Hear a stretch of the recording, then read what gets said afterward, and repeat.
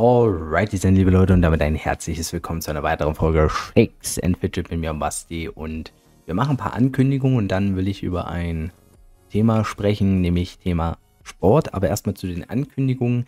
Heute kommt ja Server Europe 9 öffentlich. Da gibt es natürlich 16 Uhr ein kleines Infovideo dazu auf Englisch. Aber ansonsten will ich vor allen Dingen sagen, dass ich Livestreamen werde heute. Also ich werde den Server ein bisschen spielen natürlich, ne, wie die meisten anderen. Und guck da auch mal rein, was da geht und werde das live verfolgen. Ich hoffe, die Performance des Servers wird zum Start so gut sein, dass das auch sehr viel Spaß macht. Ich glaube, meistens war es so, dass es maximal ein paar Minuten Probleme gab in den letzten Server-Starts. Und ich hoffe einfach, ich drücke alles, was ich habe, unter anderem auch meine beiden Daumen, dass das gut läuft.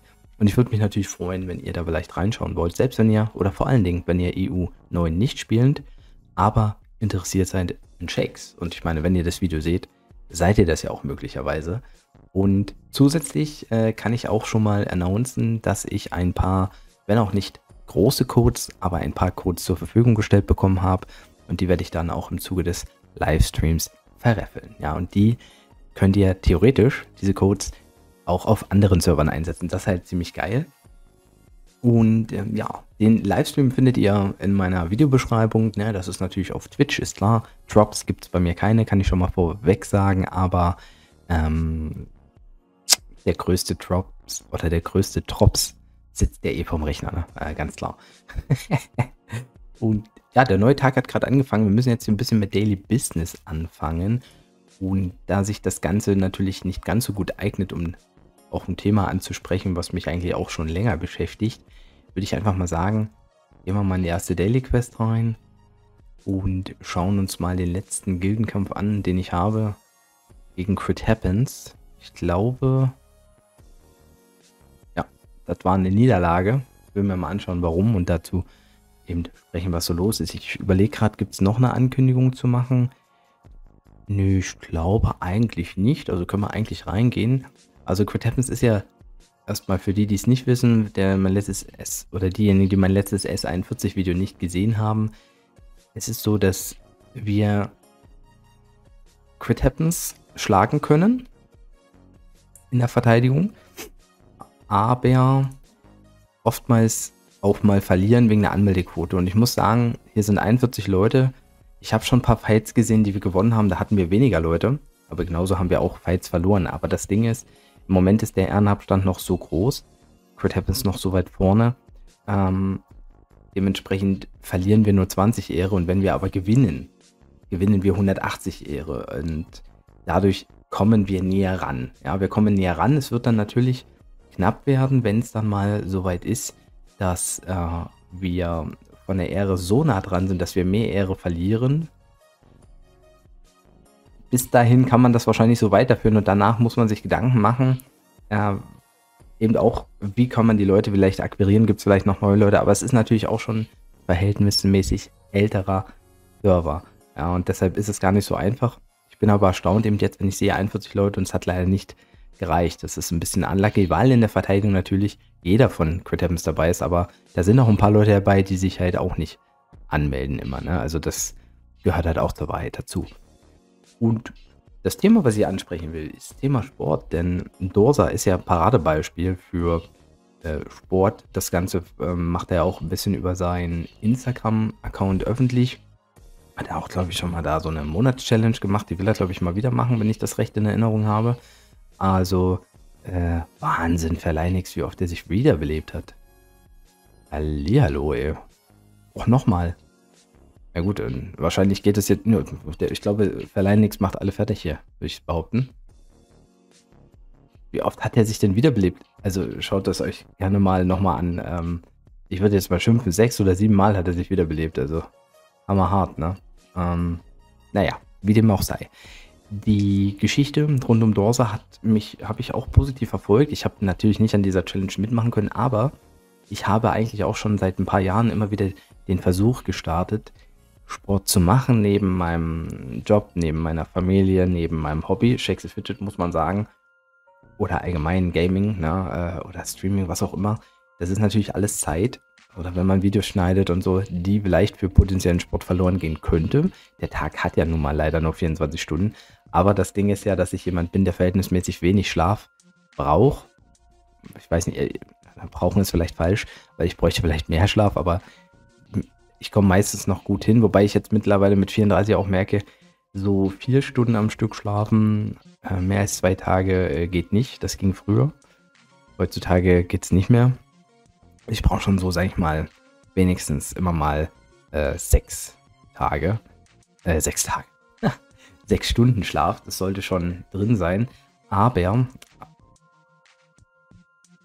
Sport nimmt halt trotzdem Zeit. Und vor allen Dingen, wenn man halt Sport macht in gewissen Begebenheiten, wo man dann auch noch einen Reiseweg hat oder sowas. Und ich habe immer mal wieder gejoggt. Ja. Ihr habt es vielleicht auf Instagram auch mal verfolgt. Da war ich bei so einem 5-Kilometer-Teamlauf dabei.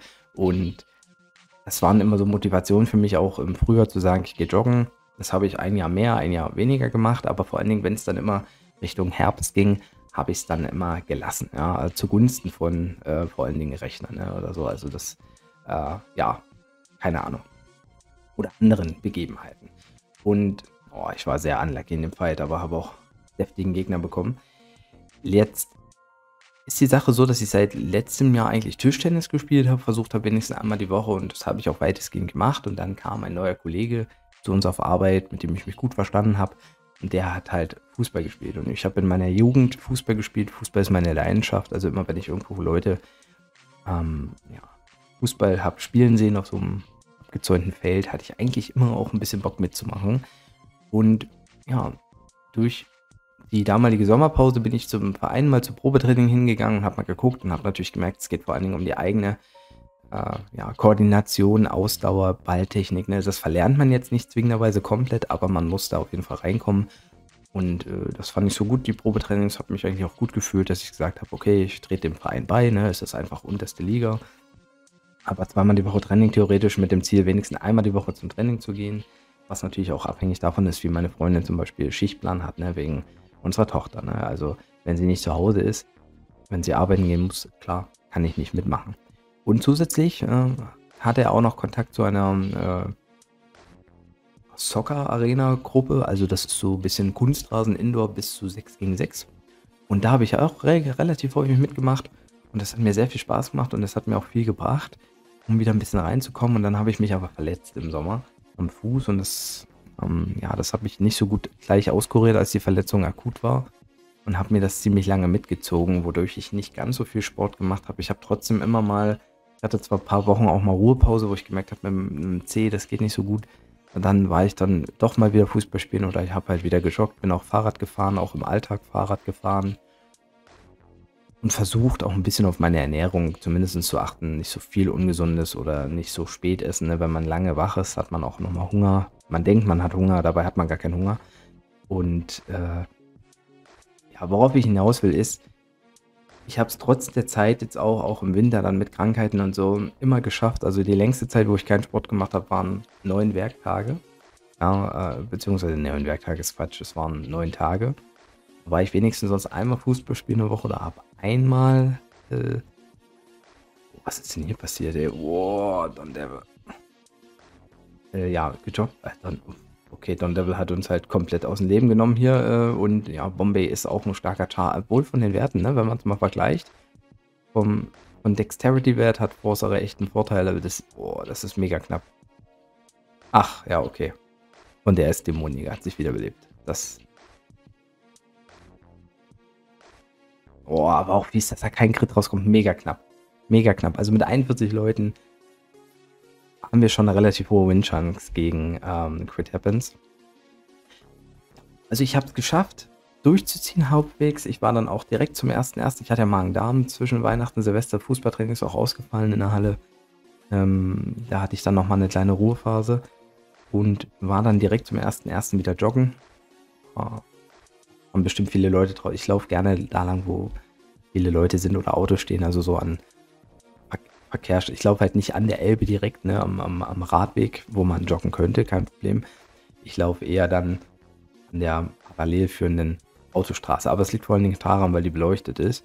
Und haben bestimmt einige Leute gedacht, ach, der hat sich was vorgenommen zum Neujahr, hier ein bisschen Sport machen, dann hört er wieder auf. Nein, nein, nein. Ich habe es geschafft, seit März relativ konstant Sport zu machen, zumindest deutlich konstanter als bisher und möchte natürlich weitergehen. Ne? Ich bin jetzt Vereinsmitglied eben seit letzten Herbst, bezahlt dort auch Geld und versuche da jetzt auch ein Hallenturnier mitzunehmen und dann geht auch schon im Februar schon wieder die Rückrunde los und da ist jetzt nicht so, dass ich sage, ich muss in dem Verein dann auch in den Spielen mitmachen, wenn ich Zeit habe, aber ich will schon probieren, einmal die Woche Training zu machen und dann eben auch ein bisschen zu spielen und am Mittwoch, also das war jetzt quasi der 3.1., also 2 Tage nach meinem Joggen, war ich dann eben sowohl 6 gegen 6 Indoor-Soccer spielen auf Kunstrasen und danach gleich noch beim Hallentraining. Also das Hallentraining ist im Prinzip hauptsächlich eine Turnierspielform gewesen, weil die Halle auch nicht so groß ist, aber es gab auch noch ein bisschen Fitness vorher zu machen, so ein paar Fitnessstationen, so ein paar kleine. Und deshalb habe ich jetzt mir vorgenommen, wenigstens, wenn ich also es schaffe, einmal die Woche Fußballtraining, vielleicht auch ein Spiel und dann wenigstens noch einmal zusätzlich am Tag joggen, in der Woche joggen gehen.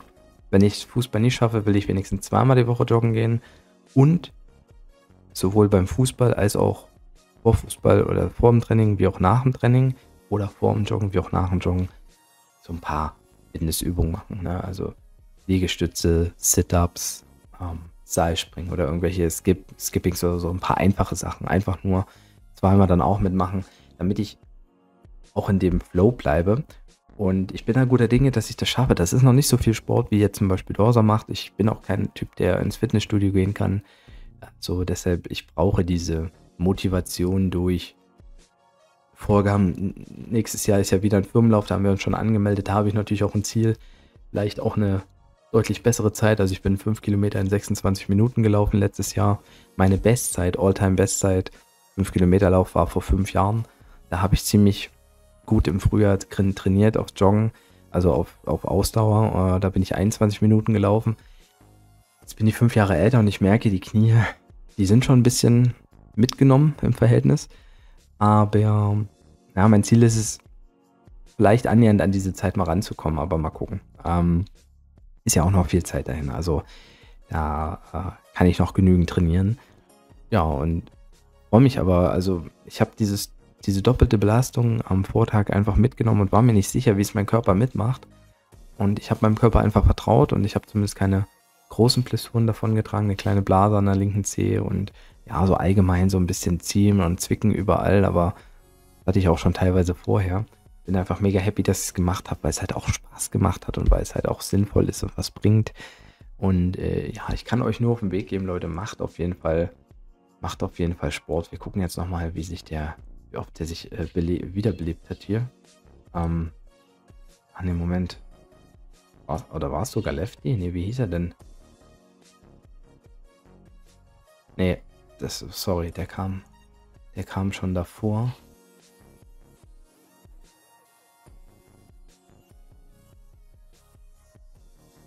Johnny Joestar. Ach, Verleinix war es gewesen. Wir gucken mal, wie oft sich Verleinix wiederbelebt hat. Ja, also, wenn ihr wie ich zum Beispiel seid und ihr habt früher gerne einen Sport gemacht, ne, dann versucht wieder da ranzukommen. Also, so eine Leidenschaft. Ne, ich habe eigentlich immer einen sehr großen Schweinehund, der halt oftmals dafür gebracht hat oder dazu geführt hat, dass ich eben den Sport nicht durchgezogen habe. Also, ich habe viel Sport gemacht und dann war ich zum Beispiel eine Woche krank und dann bin ich nicht mehr reingekommen. Aber durch dieses Mitglied sein im Verein, diese gewisse Regelmäßigkeit, die da mitkommt, ein bisschen Disziplin auch und weil man will ja auch nicht umsonst Geld ausgeben. Ne? Das kann bei euch im Fitnessstudio sein oder andere Sportarten, ne? Ist ja vollkommen wurscht. Aber wenn ihr das früher gemacht habt, dann nutzt vielleicht die Gelegenheit wieder, um darüber zu dem Sport reinzukommen. Und auch wenn ihr vielleicht noch nicht so alt seid wie ich, ne? Der Kollege von mir, der ist 26 und dem bringt halt auch was, ne? Und das ist eigentlich vollkommen wurscht. Macht auf jeden Fall irgendwie, wenn es geht, ein bisschen Sport, weil das ist das Nächste. Ich bin nicht jemand, der komplett auf gesunde Ernährung gehen kann, obwohl es vielleicht sinnvoll wäre. Ich kann es nicht. Ich esse viel zu gerne ungesunde Sachen. Ich kann nur etwas planen, wie viel ich esse oder eben zu welchem Zeitpunkt. Und genauso und vor allen Dingen mit süßen Getränken. Also dass ich jetzt unter der Woche abends keine Softdrinks mehr trinke. Das habe ich früher, also ich bin ganz früher in der Jugend mit Colaflaschen zum Fußballtraining gegangen. Das war kein Problem. Aber mit 25 aufwärts hat man das dann halt auch im Bauchbereich gemerkt. Ich bin 1,69 Meter. Ich habe, als ich am schwersten war, fast 80 Kilo gewogen. Und das war dann halt auch so für mich so ein Indiz zu sagen, nee, pass auf. Also ich bin jetzt ungefähr bei 73. Und mein Ziel ist es eigentlich so langfristig, also im Laufe des Jahres, so zwischen 67 und 70 zu liegen. Da bin ich eigentlich relativ happy. Also ein bisschen Bauch kann ruhig sein. Der Rest sollte halt nicht mehr werden. Trotzdem ich halt dann doch zwischendurch gerne esse oder am Wochenende dann halt auch mal süß trinke. Also so diesen Mix möchte ich fahren. Ja, und das wollte ich euch nur mal weitergeben. Denn ja, ansonsten liegt heute Livestream an. Ne? Da mache ich natürlich keinen Sport. Vielleicht trinke ich da auch süße Getränke, vielleicht auch alkoholisch, ich weiß es noch nicht. Und würde mich freuen, wenn ihr da einschaltet auf jeden Fall. Ich habe jetzt gar nicht geguckt, wie oft er sich wiederbelebt hat, aber ihr habt es gesehen, also es war schon echt heftig. Da hat man mal wirklich, also die Dämonenjäger haben sich dort sehr gut gezeigt. Ich weiß nicht, wie es bei uns war, aber gefühlt war das auch ein Grund für die Niederlage, trotz der Anmeldequote. In der Nacht ist die Anmeldequote halt geringer. 1, 2, 3, 4, 5, 6, 7, 8. 9, 10, 11, 12, 13, 14, 15, 16, die sich jetzt nicht angemeldet haben. Gut, es ist noch ein bisschen Zeit. 3 davon sind eh langfristig AFK. Aber vor allen Dingen geht es natürlich um die Spieler oben. Die sollten, also da wäre es gut, wenn die sich noch anmelden. Und da haben wir dann vielleicht trotzdem eine Chance wieder zu gewinnen. Im Moment sind wir bei, 6.500. Also beim letzten Mal war es noch deutlich mehr Ehrenhallenabstand. Und so pirschen wir uns jetzt ran, bevor der Server mal in eine Fusion kommt. Sollte das Ziel sein, die 1 zu erklimmen. Das wäre halt geil. Und ja, ich danke euch fürs Zuhören. Wenn ihr natürlich Meinung habt zu dem Thema, schreibt sie gerne rein in die Kommentare. Und ansonsten freue ich mich, wenn wir uns hören im Stream. Haut auf jeden Fall rein, macht da Tschüss und Servus. Euer Basti.